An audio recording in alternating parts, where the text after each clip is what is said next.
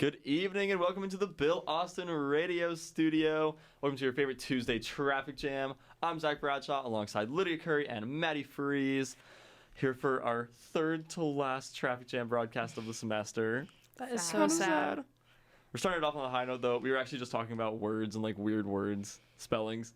I think we all unanimously agree that colonel is the weirdest word. It's so awful. I don't understand it. I'm sure there's a weirder word out there, a more infuriating word, but colonel is definitely up there. I feel like handkerchief. It's like hand kerchief. I don't know. That one makes sense. Handkerchief? Because I didn't even know how you spell it. You spell it hand kerchief. That one doesn't bother me that much. What about colonel is worse. Colonel's weird. What about indict? Indict? Oh, you're right.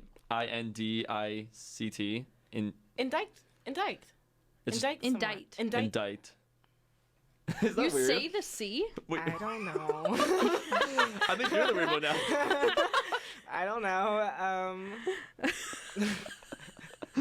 I don't say certain words my roommate gets so pissed with me with the way I say I say videography instead of videography.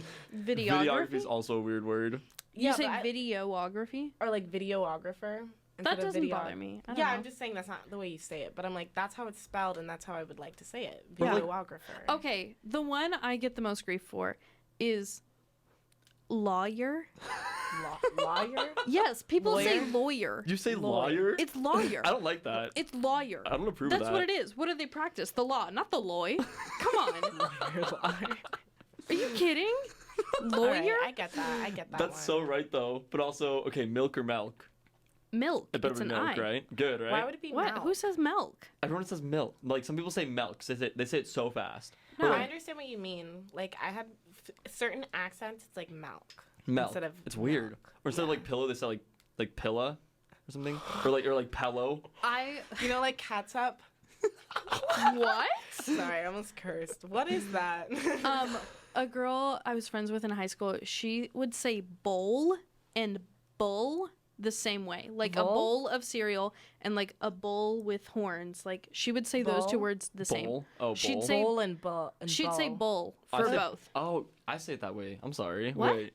I guess there is. You're right. It's bull, huh? Like bull. No, bull like a bull with horns. Bull. And then a bowl. Bowl. I say a bowl. Bowl. Yeah, bowl. I go deeper for that one. Yeah, I'm with you. Just a weird bowl. sound. Yeah, bowl. It's different, but you're saying it differently. But she would say them the exact same way. It would drive me crazy. She'd say bull for both. Mortgage is another one. Mortgage. Oh God. A mortgage? Mortgage. I don't know. I understand silent words. It's just weird. But also, that doesn't mean they're not stupid. English is weird. I don't know. Very true. There's our pregame talk before we get into the real stuff. Get into the news. I don't know. Lydia, you want to introduce it to our first Yeah, Can I talk? would say, okay. I can't even talk today. Sorry. Our Lydia, biggest... introduce us to our first thing. All right. So, I would argue, the biggest news story of the day for Arizonians here would be Arizona Governor Doug Ducey announced today the creation of the American Governor's Border Strike Force that is meant to secure the border with Mexico. I will note that a lot of the states are closer to the northern border with Canada. But the Arizona Border Strike Force, according to stats provided by the agency, racks up impressive statistics of drug seizures by counting contraband found during routine traffic stops, often nowhere near the Mexican border. So this is just some excerpts from AZ Central. And he has also, Doug Ducey has made the Arizona Border Strike Force, has received more than $100 million in state funding, and this was a central theme in his 2018 re-election campaign. I will note he will not be running for re-election because Arizona governors have term limits. They can only be governor 2 times. So I guess this might be his big thing before he goes out. Yeah, ending out with a bang, I guess. What, I don't know. 2 years? Yeah. Doesn't surprise me, though. $100 million in state funding towards what's essentially a second police force, right? Yeah, I think this confuses me a little bit because I thought that that this would be more towards like relieving the immigration crisis that is the southern border. Like there is a little bit of a crisis there, on that little bit. I mean, there is a crisis No, there, absolutely. and having it all kind of put on Arizona and these southern border states is kind of a little unfair. I mean, there should be a little more federal aid and probably federal intervention. But this strike force, I think, is just No, yeah, for crime, I guess. it's weird. I mean, we got to take the issue at like face value, like not like undermine it or anything. And you're right. I feel like it should be getting like more like national kind of recognition in those senses. But I'm still caught up on the fact that it's basically a second police force. Like, what is this not? Are the police not doing this right now, or are they just like trying to get more police? Would they not hire more police in that instance instead of creating a whole new task force or something? I don't know. And I guess in this case, it could be like a marketing ploy because I know a lot of like, Yeah, the news release reads that the quote, sharing intelligence, strengthening cybersecurity, and improving efforts to protect children and families. That's kind of what the method is that they're going about for this task force, I guess. I think he did this also in collaboration with Governor Greg Abbott of Texas. Some of the states that are on the task force would be New Hampshire, North Dakota, Montana, Idaho, and Alaska, all of which share a border with Canada. So I think they're either maybe going to be signing checks or, I don't know, extraditing the criminals that got to those states. But how can states who are like up north, not even touching the Mexico border, how do they even like get a say in this? How do they help? Yeah. I mean, I would think they're writing a check just because it's not something that they're kind of directly dealing with. That is so odd. I've never. I guess we'll have to see New more. New Hampshire? Of what comes of it. You know how far away they are from Mexico? Yes. Yeah,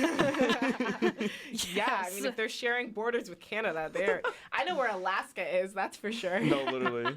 I'm sorry to laugh at this name, but Arizona Strike Force. I cannot help but think of the show like Space Force on Netflix with Steve Carell. Yeah. I don't know. It just sounds weird to me, I guess. It just sounds very aggressive to me. Like, I don't know. Is it that much of an issue? I mean, and it's like, is this not something that like the border police, like you said, like border patrol, like should be doing? Yeah. Well, that's what I would think. It's providing more resources to the border people, weird. And I think they're like really focused on like smuggling operations and things like that, and like drugs coming into the country. And I will say, I know that there are problems, especially in like Yuma County, with drugs just coming in from Mexico. Totally. Like, I had my videographer professor was telling me that he had a friend call him up who worked at the sheriff's department in Yuma and was talking about how they had like kids overdosing in classrooms with fentanyl pills and stuff. So it is a huge problem because those drugs are unfortunately coming from a lot of it's coming from outside the country, and like it is a problem, I guess, in that sense. So I would think it's just dedicating more resources to smuggling operations and some of the drug trafficking and probably a little bit of human trafficking. But there's definitely a drug crisis in Yuma. It is worth noting that all the states that are involved in this are Republican-led states. Ducey here in Arizona would be an example. So, I don't know. It's going to be weird to see where this one goes in the next few years. Moving a little bit more national, though, the mask mandate for planes and trains and transit systems has been essentially lifted by the Justice Department. They kind of countered what the CDC said. CDC extended the mask mandate back to May 3rd, except the Justice Department kind of like, it's like they're taking it to court. So right now, passengers can like travel maskless, while this decision is kind of like being litigated. I went to dinner last night with my friend's dad, who flew in from California, and he said that literally halfway through the flight attendant was like, "Hey, court just made this decision. You can now take your mask off in the airline," which is so bizarre, right? Like mid-flight? Mid-flight. Isn't that so crazy? Isn't that so bizarre? I am pretty sure I have a friend, and I'm pretty sure she got COVID because she was on an airplane. Mm-hmm. And also there was that text, like that viral post like a few weeks ago or like a month ago or whatever, of someone texting someone and being like, "Shh, we have COVID," like when we're on the plane. So like personally, I'm traveling to London this summer. I am not I'm gonna wear my mask. Yeah. Like I'm sorry. And it's just, I don't want to get, like, you share, that's how people have always gotten sick. like really bad, not really badly sick, but like gotten the flu because you're recirculating the air. Like people should be wearing masks until we get this really under control. That's my own personal opinion, at least on an airplane. I don't know. And in terms of like the Justice Department, they must be like so mad about this for some reason because like they just hate it so much. I mean, you know they're gonna take it to court. The court thing lasts like 15 days. By that time, the CDC's extension of the mask mandate will be lifted anyway. So I don't know. They must have like it's a difference of like 10 days though. So I don't know. It's very like it's kind of odd for them to just like be like so adamant about this one, but I don't know. They're kind of doing it. Yeah. Moving on to student loan repayments. In its latest wow, now I'm the one who can't talk. In its latest attempt to fix widespread breakdowns in the federal student loan payment system, the Education Department said today that it would use one-time waivers and adjustments to retroactively credit millions of borrowers with additional payments toward loan forgiveness. The credits will help borrowers seeking to have their loans eliminated under the Public Service Loan Forgiveness Program and through the use of income-driven repayment plans. The Public Service Program eliminates the debts of government and nonprofit workers after 10 years of qualifying loan payments, and those who enroll in income-driven plans are entitled to have their remaining debt wiped out after 20 to 25 years. The changes will immediately eliminate the debts of at least 40,000 borrowers through the Public Service Program and will give 3.6 million borrowers pursuing income-driven repayment at least 3 years of additional credits, according to the Education Department. Good news for us, right? Yeah. It looks like good. Hopefully we don't have to. Why don't they just cancel it? Yeah, that's another thing. It's I don't know. I'm never gonna budge on this subject. Like just cancel it. Cancel student loan debt. Because I mean, you're giving people credits, and now people like if you do a certain thing, and you've been doing what you're supposed to be doing, which is paying off your loans for the past 10 years. Like all of a sudden, guess what? It goes away. Like okay, fine, but like. But to give them like credits and make it a whole like big deal, and then only give it to like 40,000. Like, you know how many people in this nation have college debt? Like, way more than 40,000. So. Yeah. I mean, it's definitely a discussion that we've had in the studio before. Like, when they were pushing back dates for paying student loans. I mean, it's still pushed back, right? Yeah. So, I mean, what does this even mean? Like, couldn't someone just be like, oh, well, I've got the credits, but I'll save the credits until the pause is right. The pause. Yeah. Yeah, no. I think so. Credits. It just feels so complicated. Just cancel it. And then it's like, why even have the credits at all in the first place if you could just to help people? I don't know. Very weird. Let's skip ahead to some weird news over in California. I hate to laugh at this one. There was a 5-alarm fire at San Jose at a Home Depot location. This was back on April 9. It destroyed the entire building, caused over $17 million in damages, but the suspect was 27-year-old Dylan J. Cruz Goj. But basically, he stole from a Bass Pro Shop and was trying to steal merchandise from the Home Depot store right after that. And then, he started a fire in the aisle for some reason, and then he tried to leave with a cart full of tools as like a distraction, but then he fled in a vehicle and like immediately got caught on the highway. I think it's just, I don't know. I don't want to laugh at it. So this is interesting to me because someone I know actually lives in Santa Clara, and their mom was sending them a picture of this fire. Like, look at this crazy fire. Oh, no way. And a Home Depot being on fire. I mean, Home Depot houses a lot of wood. Right. And chemicals. Like, oh my gosh, that fire must have been like popping off. Like, it had so much wood to eat and chemicals to eat. Like, it was. Luckily, there are no deaths. I mean, that's why it's a 5-alarm fire, I guess. So true. I don't want to laugh at it, but like, this dude, this suspect was not smart about what he did in the slightest. Like, there's so much easier ways to steal. Also, stealing from a Home Depot, what are you going to steal? What, like tools. Hardware tools? Like hammers and stuff? What? And then he went to Macy's. He was he went to Macy's at the end of this. It's like, he was going to go get some new clothes. Yeah. That is so funny. I don't know. Just kind of funny statewide news. No. So odd. Mattie, you want to introduce us to introduce us to the Florida prop bill? Yeah, so basically the governor of Florida is like escalating the battle with Disney He asked state lawmakers to consider ending the special tax district that has allowed the company to govern the land where Disney World sits. So Florida lawmakers could take up a bill that ends the district this week. All of this is kind of like retaliation for Disney and what they've said about the Don't Say Gay bill. Yeah. And so losing the special district would be a blow to Disney's operations in Florida. The provision exempts the company from a lot of regulations, and it saves its tens of millions of dollars every year, according to a person familiar with the company's finances who studied the issue over a decade ago. In recent weeks, Governor DeSantis has clashed with Disney over the Don't Say Gay bill, and just this is payback for that. I can't believe it's going to happen this week. That's so soon. Yeah. But also, It's fast. Personally, I mean, I don't know. I wouldn't mess with Disney in that way. I mean, if they're going to, like, oppose your bill, then they're going to oppose your bill. Yeah. But, like, taking away their special district, I mean, Disney does have another park, and, like, if they wanted to leave Florida for any reason, I mean, there would be a whole lot of, states that would be willing to put them there. yeah. Well, there was talk of them going to Texas.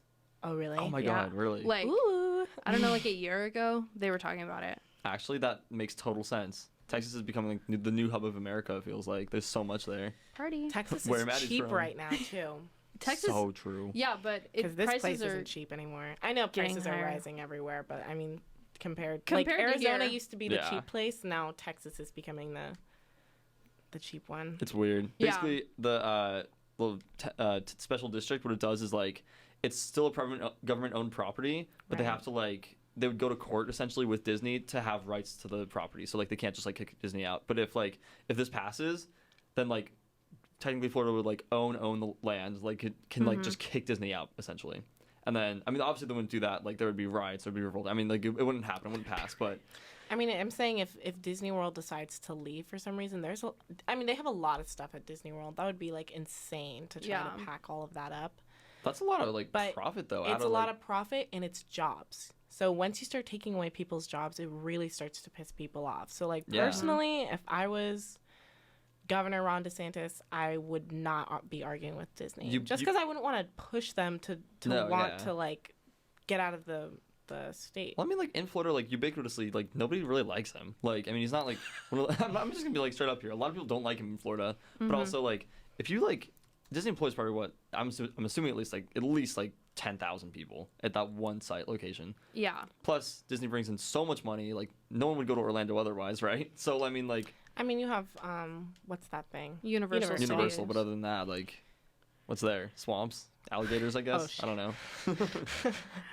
No, I just find it Yeah. weird. I don't know. Yeah, and I mean, like you were saying, like I wouldn't mess with Disney just because like they're such a huge corporation. I'd be I scared. mean, yeah, they just bring too much money to your state, and they give people too many jobs, and like it brings in too much tourism that I honestly wouldn't mess with it. Or their special district status. I mean, that's Yeah. just another incentive for them to be staying in Florida anyways. Yeah. Especially after this bill gets passed. Well, it comes down to like just like how good of a governor you are to like represent your people. Like, I mean, that's your job is to like represent the population. And DeSantis clearly hasn't been doing that, especially with the past. Well, I mean, trying to pass the Don't Say Gay bill. You know, many people like oppose that, Yeah. and now all of a sudden this, like, I don't know, just a lot of question marks as to like where he should be in politics. Not a good look for him, I will say. Let's go on to some more national news. Lucky Charms is facing a lawsuit. I should not laugh at this one. I'm so sorry. I think Lucky Charms, one of like my childhood favorite cereals. Like they're magically delicious. Like love that. But facing under investigation by the Food and Drug Administration after more than 100 customers claimed the cereal made them sick just this year. And it's only April, so they've had a lot of claims. This was reported by the Associated Press. There was over 100 complaints on some website called I Was Poisoned, which I've never heard of, but it's some website. But complaints of nausea, diarrhea, vomiting. So Lucky Charms might be in some heat.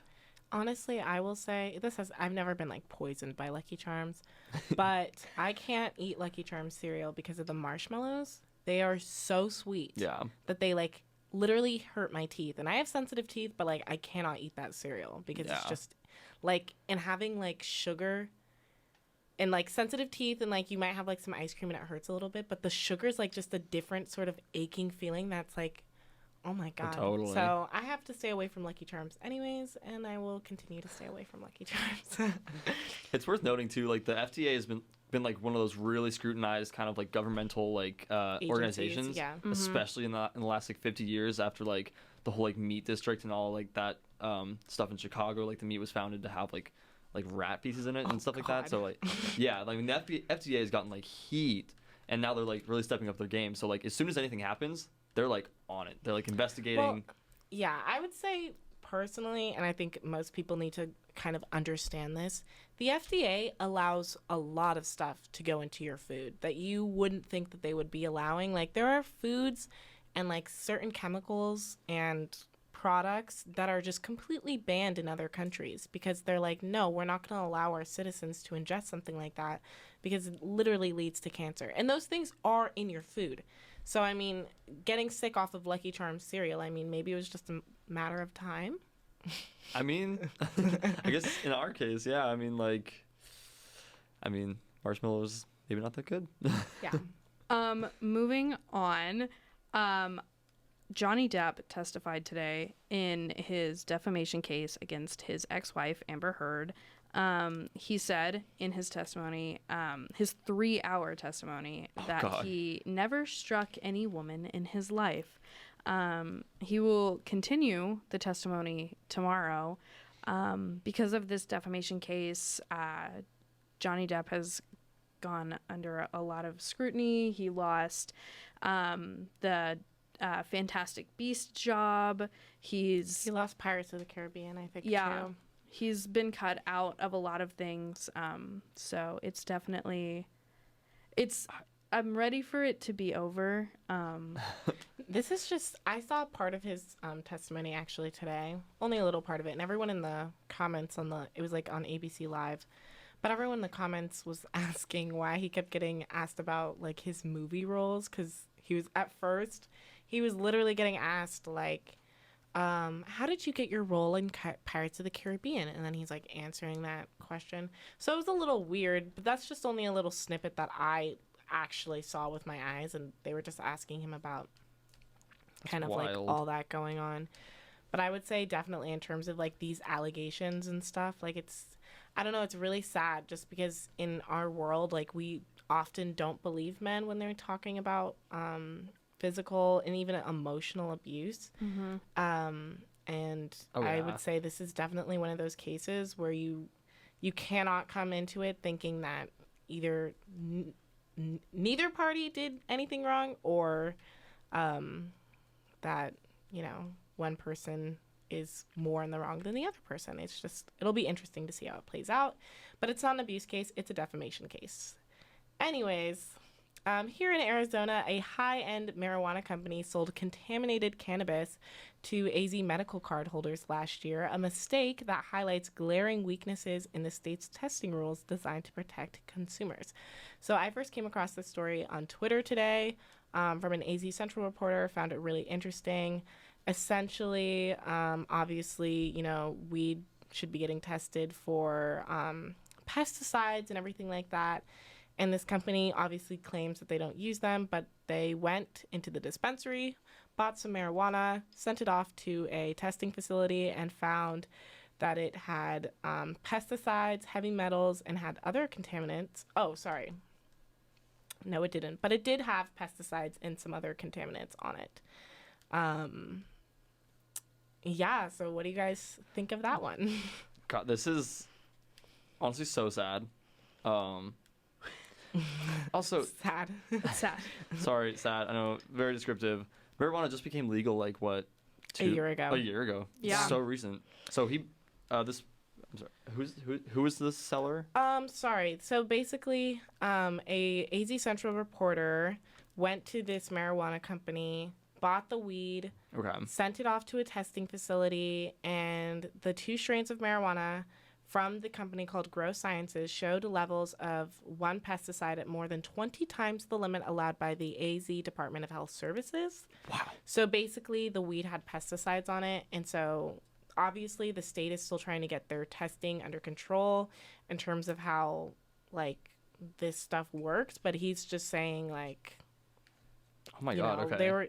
the state didn't catch it. Like, the state, Yeah. like, allowed it, or not allowed it, but they But just for a didn't catch while, the yeah. fact that, hey, like, they're selling weed with contaminants on it. And I think it's something like they don't have to send the entire batch of weed to get tested. They only have to send a sample of it. So if you just send a clean sample, you'll be fine. Yeah, and that'll reflect really poorly on the State Department. Like, Yeah, so hopefully with this article, I mean, they'll crack down and create. that's a big thing. If Heard you're not of noticing that, I laws. mean, it's very bad. But Yeah.